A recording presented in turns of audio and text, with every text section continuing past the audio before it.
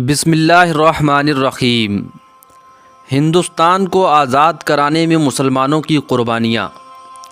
دوستو، انگریزوں نے جب دیکھا کہ اس ملک میں رہتے ہوئے ہم سے دشمنی کرنے والے صرف اور صرف مسلمان ہی ہیں، کیونکہ انہی کے ہاتھوں سے ہم نے حکومت چھین کر اپنا تخت جما لیا ہے، تو صرف مسلمانوں کو خاموش کرنے کے لیے انگریز نے ہندوستان میں 3 طرح کی پالیسیاں نافذ کیں۔ ان کا سب سے پہلا ٹارگٹ یہ تھا کہ اس ملک سے قرآن کو ختم کرنا، کیونکہ قرآن کی وجہ سے مسلمان ہماری ظالم حکومت کو برداشت نہیں کرتے ہیں۔ ان کا دوسرا ٹارگٹ تھا کہ اس ملک سے مسلم علماء کرام کو ختم کرو، کیونکہ انہی کے سمجھانے پر پوری قوم ہماری دشمن بن جاتی ہے۔ اور ان کا تیسرا ٹارگٹ تھا کہ لوگوں کے اندر سے لڑنے کے جذبے کو ختم کرو، تاکہ کوئی ہمارے خلاف تلوار نہ اٹھا سکے۔ انہی مقصد کے چلتے انگریزوں نے اپنی حکومت جمانے کے لیے 3 سال کے اندر 3 لاکھ سے زیادہ قرآن پاک جلا دیے اور 14,000 سے زیادہ علماء کرام کو پھانسی کی سزا دے دی۔ مشہور انگریز رائٹر تھامسن اپنی کتاب میں لکھتا ہے کہ جب انگریز ہندوستانی علماء کرام کو اور مسلمانوں کو اس بات پر مجبور کرنے لگے کہ وہ انگریز کو اپنا اصلی حاکم مان لیں، تو مسلمانوں کی ایک بڑی تعداد نے اس بات کا انکار کیا اور کوئی بھی انگریزوں کی حکومت پر راضی نہیں ہوا۔ تو انگریزوں نے غصے میں آ کر دلی سے پشاور تک جانے والی سڑک پر دونوں طرف ہر پیڑ میں کسی نہ کسی مسلمان کو پھانسی دے کر اس کی لاش لٹکا دی، تاکہ ہر گزرنے والے کو عبرت ملے کہ جو بھی انگریزوں کے خلاف بولے گا اس کا یہی انجام ہوگا۔ تھامسن لکھتا ہے کہ جب میرا گزر اس سڑک سے ہوا تو مجھے دلی سے پشاور تک کوئی بھی ایسا پیڑ نہیں ملا کہ جس پر کسی مسلمان کی لاش نہ لٹک رہی ہو۔ اسی طرح تھامسن اپنی اسی کتاب میں لکھتا ہے کہ ایک بار میں دلی میں اپنے دوستوں کے ساتھ ایک جنگل میں ٹھہرا ہوا تھا کہ اچانک مجھے انسانوں کے گوشت کے جلنے کی بدبو آنے لگی۔ دور سے کچھ چیخنے چلانے کی آوازیں آ رہی تھیں، اس لیے میں پریشان ہو کر جلدی سے اٹھا کہ آخر یہ کیا معاملہ ہے۔ تو تھوڑی دور جا کر دیکھا کہ ایک گھر کے اندر سے کچھ آگ کے شعلے ہوا میں اٹھ رہے ہیں۔ تو میں جلدی سے اس گھر کے اندر گیا تو کیا دیکھتا ہوں کہ کچھ انگریزوں نے مسلمانوں کے 40 بڑے آدمی کو پکڑ رکھا ہے اور ان کے سارے جسم سے کپڑے اتار کر انہیں ننگا کر دیا ہے۔ پھر انہیں آگ کے سامنے کھڑا کر کے انگریز کہہ رہے ہیں کہ مسلم عالموں، تم ہمارا ساتھ دینے کا وعدہ کرو تو ہم تمہیں ابھی آزاد کر دیں گے، ورنہ اس بھڑکتی آگ میں جلا کر تمہیں مار دیا جائے گا۔ لیکن ان مسلمان عالموں نے انگریزوں کی ان باتوں کو قبول نہ کیا۔ تو انگریزوں کے چیف نے حکم دیا کہ ان سبھی کو آگ میں پھینک دیا جائے۔ چیف کے حکم پر ان سبھی عالموں کو ایک ایک کر کے آگ میں ڈال دیا گیا۔ تو انہی کے جلنے کی بدبو آس پاس جنگل میں پھیل رہی تھی۔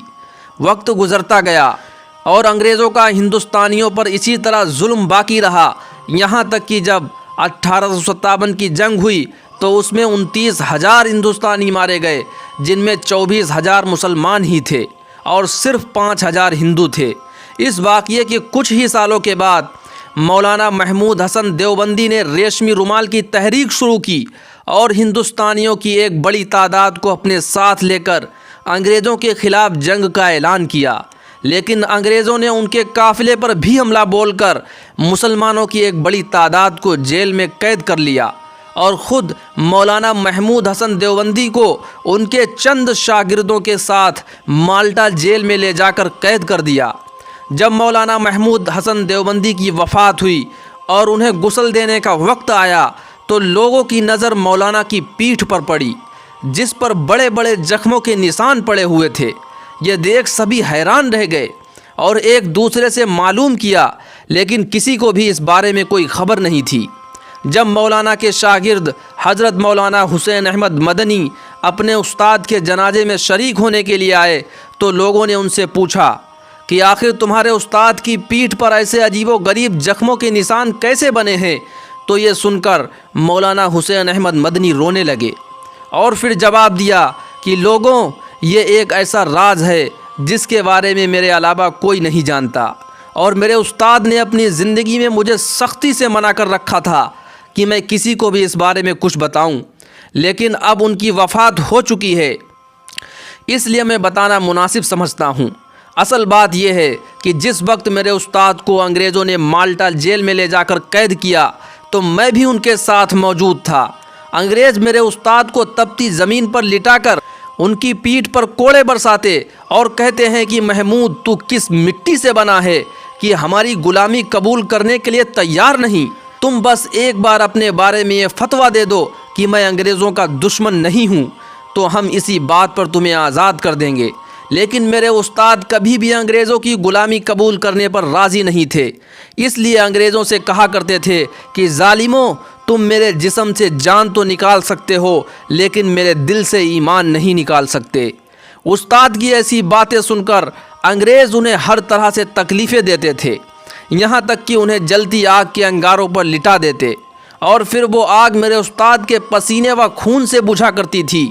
ایک دن شام کے وقت انگریز میرے استاد کو پکڑ کر اپنے ساتھ لے گئے اور اتنا زیادہ مارا کہ 3 گھنٹے بعد وہ میرے استاد کو گھسیٹتے ہوئے کمرے میں لائے۔ میرے استاد کی حالت بہت زیادہ خراب ہو چکی تھی، اس بڑھاپے میں وہ اتنی تکلیفیں جھیل رہے تھے۔ استاد کو ایسا پریشان دیکھ کر ہم 2 شاگردوں نے کہا کہ حضرت امام محمد نے ایک کتاب لکھی ہے جس میں انہوں نے مصیبتوں کے وقت بچنے کے بہت سے راستے بتائے ہیں، تو کیا اس میں کوئی ایسی بات نہیں ہے کہ آپ تھوڑی دیر کے لیے اسلام کے رخصت والے پہلو پر عمل کر کے اپنے آپ کو ان انگریزوں کی تکلیفوں سے بچا لیں؟ کیونکہ جان بچانے کے لیے اسلام میں کلمہ کفر کہنے کی بھی اجازت دی گئی ہے، تو آپ اس پر عمل کیوں نہیں کرتے؟ یہ سن کر میرے استاد اتنا زیادہ غصہ ہو گئے کہ ان کی آنکھیں لال پڑ گئیں اور مجھ سے کہنے لگے کہ حسین احمد، تم کیا سمجھتے ہو کہ میں ان انگریزوں کی غلامی تسلیم کر دوں گا؟ تو ایسا کبھی نہیں ہو سکتا، کیونکہ میں روحانی بیٹا ہوں حضرت بلال کا کہ جنہیں مکہ کی تپتی زمین پر گھسیٹا جاتا تھا۔ میں روحانی بیٹا ہوں حضرت خباب کا کہ جنہیں کافروں نے بڑی بے دردی کے ساتھ شہید کر دیا تھا۔ میں روحانی بیٹا ہوں حضرت سمیہ کا جنہیں برچھا مار کر اسلام کے لیے قربان کر دیا گیا تھا۔ میں روحانی بیٹا ہوں امام احمد بن حنبل کا کہ جنہیں اتنے کوڑے مارے گئے کہ اگر وہ کسی ہاتھی کو بھی مارے جاتے تو وہ بھی بلبلا اٹھتا۔ میں روحانی بیٹا ہوں شیخ مجدد الفسانی کا کہ جنہیں 2 سال کے لیے گوالیر کی قلعے میں قید کر دیا گیا۔ میں روحانی بیٹا ہوں شاہ ولی اللہ محدث دہلوی کا کہ جن کے ہاتھوں کی کلائیوں کے پاس سے توڑ کر بیکار کر دیا گیا۔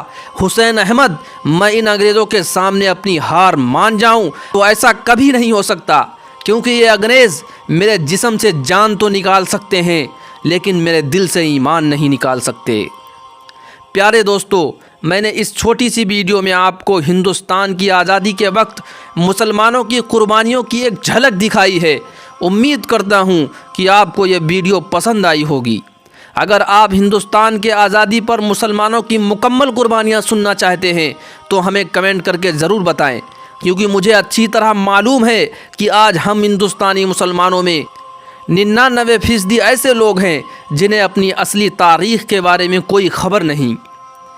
پیارے دوستو، اگر ویڈیو پسند آئی ہو تو لائک کریں، چینل پر نئے ہوں تو سبسکرائب کریں۔ ملتے ہیں آپ کو اگلی ایک نئی ویڈیو کے ساتھ، تب تک کے لیے اپنا ڈھیر سارا خیال رکھیں۔ السلام علیکم۔